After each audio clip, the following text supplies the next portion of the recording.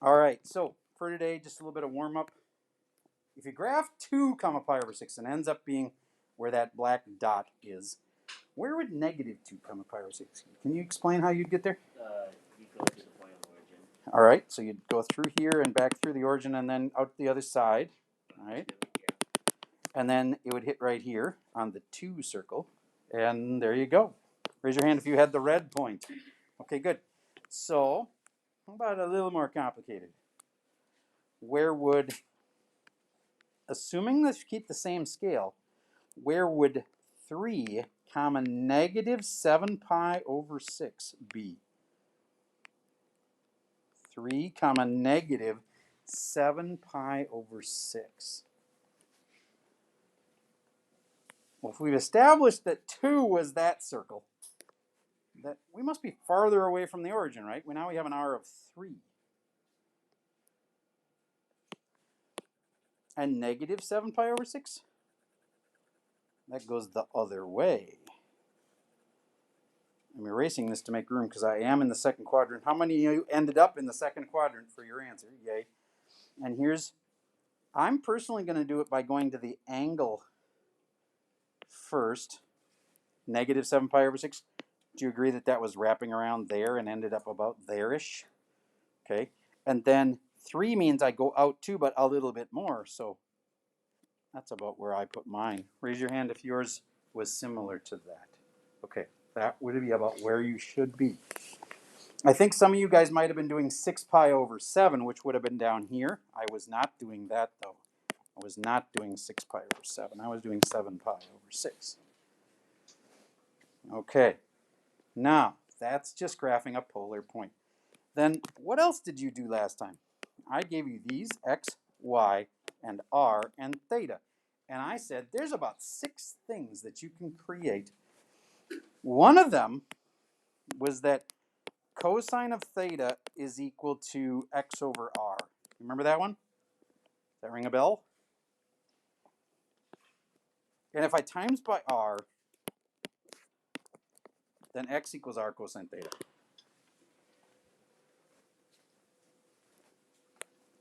Make me 6 facts like that. There's 6. One of them goes into x squared plus y squared equals. One of them just says theta equals. And you were supposed to memorize them. I get you weren't like studying all weekend to be prepared for this, but you did learn this on Friday. See if you can remember the 6 things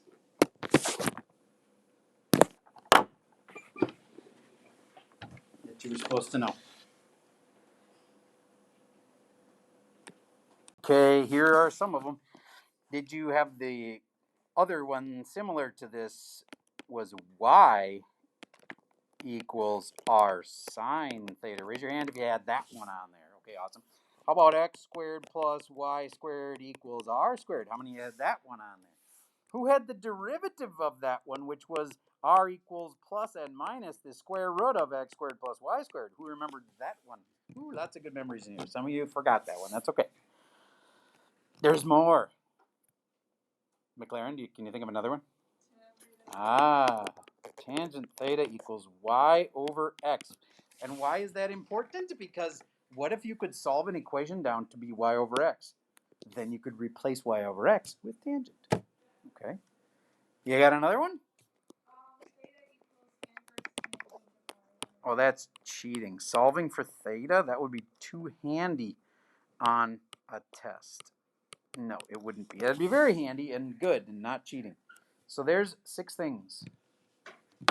Okay, those will all be handy because you'll be in the middle of a test and it'll say like, convert this equation, r equals 5 sine of theta, into a rectangular equation. And you would go, okay, how does this work again? I personally would square both sides. Now, some of you will be like, but didn't you multiply both sides by r? And why do I have to even do that at all? Well, first of all, you don't have to square both sides. You can do this another way. But if you square both sides, you'll have r squared equals 25 sine squared theta. And why is that handy at all? well, the r squared is nice. But the sine squared really isn't much nicer than it already was. Like sine squared is kind of complicated to replace. R squared could be x squared plus y squared. And now I got 25 sine squared. What the heck is that? Well, I know what sine was, and then I just have to square it. What is sine again? R sine theta, yeah, that thing. Oh, okay, so it's just y. And so, okay, and it would absolutely work to times both sides by r. I'm going to back off and do that. R equals 5 sine theta. And you're right, that was the other way we could do it. And by the way, the other way was okay. You could do that. But I think it will be nicer to times both sides by r because now this can just be regular y instead of y squared. And this is r squared, which is x squared plus y squared. So there's no doubt. It's just kind of like do you want to do it the hard way or do you want to do it the easy way? Okay, r sine theta is the same as y. Cool, boom. That looks cleaner and nicer than the other one. Okay, here's another one. Y equals 5x minus 2. Turn it into a, oh, my head's going to explode. Turn it into a polar equation. There we go.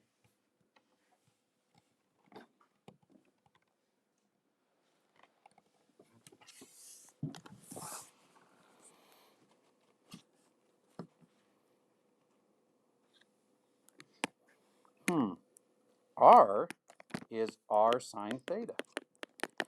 5 times x is r cosine theta. And then numbers like 5 and minus 2 can just stay the same. Cool. Raise your hand if you had that one right. Awesome. Remember, you don't have to solve these for anything. All right, so the new thing that I'm going to teach you tomorrow is about how to graph something. And we won't do anything that complicated, but what if we just wanted to do r equals sine theta?